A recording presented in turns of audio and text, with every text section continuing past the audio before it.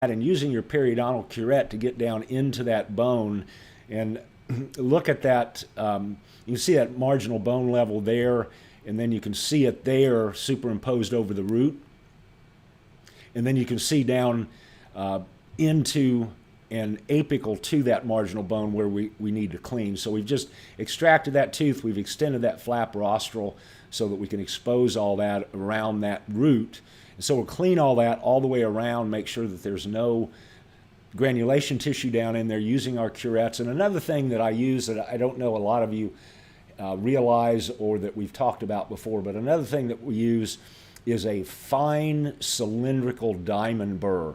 If we've got enough room, which we would in this case, around that defect where we can get that cylindrical burr in without damaging the tooth, we'll take that cylindrical burr down in there and eliminate the fine granulation tissue that exists after we use our curette. So we go down in there with our curette and do the best we can, and do that quickly and do that without really worrying too much about hemostasis.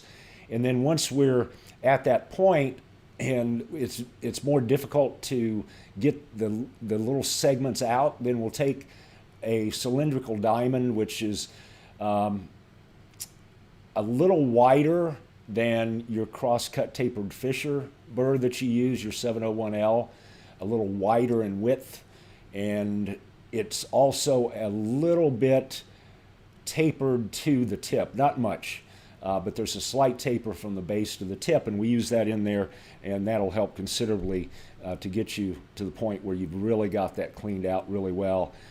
And then once that's done, you can use, as you for those guys of know, you who don't EDTA to get out the dentin mud, if you will, all the little dentin shavings that occur when we clean that, because we're scraping the dentin, and when we scrape the dentin, we're scraping that material down into those tubules. So EDTA is a inorganic solvent, so it will remove those little particles by dissolution that are in the tubules, and we put that in there for 4 minutes, and then we rinse that out. And once we've done that, then we can go in and